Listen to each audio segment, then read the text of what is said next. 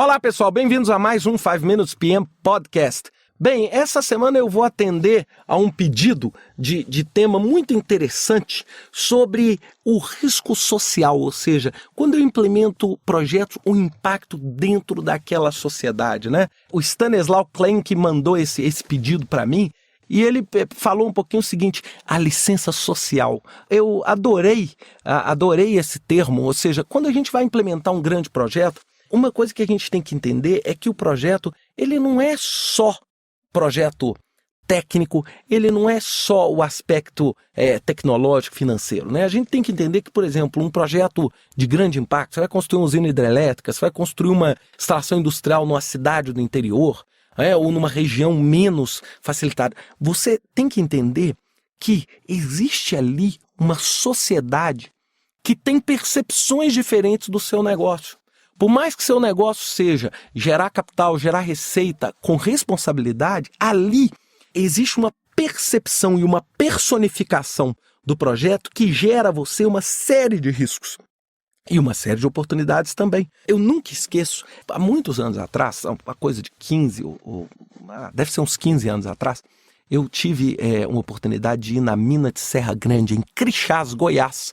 A mina de Serra Grande era uma mina altamente produtiva de ouro e super interessante, porque a cidade de Crixás é uma cidade pequena, é uma cidade, né, no interior de Goiás, é uma cidade, assim, vamos dizer, com poucos recursos, uma cidade típica, pequena brasileira, ou seja, a entrada daquela organização lá foi uma entrada de um fortíssimo impacto social. E aí é muito interessante, por quê? Porque muitas vezes esse tipo de organização vira o governo, vira o apoio social. Então, assim, a pessoa ia ter filho, ela ia na ambulância da empresa. Por quê? Porque a empresa tinha um papel. E existe uma expectativa da sociedade desse retorno. Porque eles sempre imaginam o seguinte, não, veio aqui espoliar os nossos recursos naturais, ou espoliar a nossa mão de obra, e não veio dar nada em volta. E, é claro, isso é natural, e isso não é um fenômeno brasileiro, isso é um fenômeno mundial. E essas pessoas, elas têm que ser administradas, para quê? Para que elas tenham as expectativas dela, na medida do possível, atendidas, mas também a gente precisa entender que a empresa precisa trabalhar, a empresa precisa produzir. E muitas vezes a empresa vai ter muitos e muitos e muitos obstáculos para poder fazer isso se ela não fizer uma boa administração desses stakeholders. E aí vocês vão falar, mas como que eu faço isso? Aí entra lá no capítulo 10 do PMBOK. Estuda bem aquilo ali.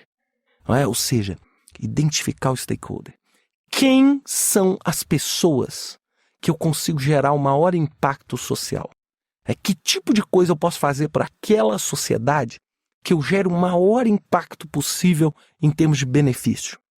O que aquela sociedade espera de mim? Mas isso é lógico, muito com o pé no chão. Não adianta você chegar e falar o que a nossa sociedade espera da nossa empresa. Nós queremos que vocês construam 30 mil casas para toda... Bem, isso não existe. Isso não existe. Ou seja, a gente tem que entender o seguinte, que a empresa ela tem a responsabilidade de trabalhar um impacto dentro da região, mas ela também não é o governo para poder fazer e sustentar aquela região. Então, é uma relação muito tênue e não é uma relação conduzida pela racionalidade. Porque se fosse racional, você falava assim, então tá, vamos sentar na mesa, vamos falar o que você quer, o que você não quer. Muitas vezes você vai sentar com esse interlocutor, ele não quer nada e ele quer tudo. Por quê? Porque ele vê o seguinte, ele fala assim, não, essa aqui é a oportunidade que eu tenho de conseguir alguma coisa. Então, assim, eu já participei de projetos com os mais variados pleitos.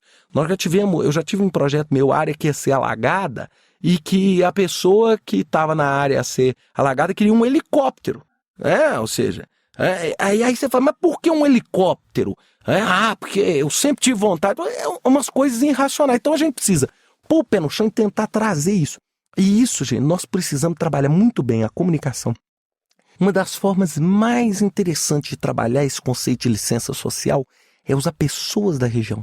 Ou seja, pessoas da região para entender a necessidade, conseguir fazer uma priorização desses stakeholders, ou seja, dentro do meu município. E é claro, o custo dessa licença social aumenta com o aumento da carência na região. Então é claro, uma empresa que vai se estabelecer, um business ou um projeto vai se estabelecer em São Paulo, ele tem um nível de licença social diferente. Por quê? Porque lá você, sem desmerecer, mas é mais um projeto dentro de um conceito de múltiplos e milhões de projetos acontecendo. Agora, se você vai para aquela cidade, no interior de um determinado estado, uma cidade pequena, uma cidade carente, uma cidade com um nível de pobreza elevado, essa cidade vai exigir de você uma intervenção social muito maior.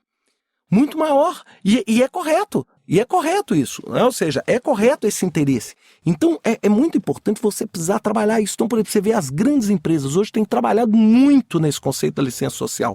É igual a gente está falando de licença para meio ambiente, nós estamos falando de licença para a sociedade.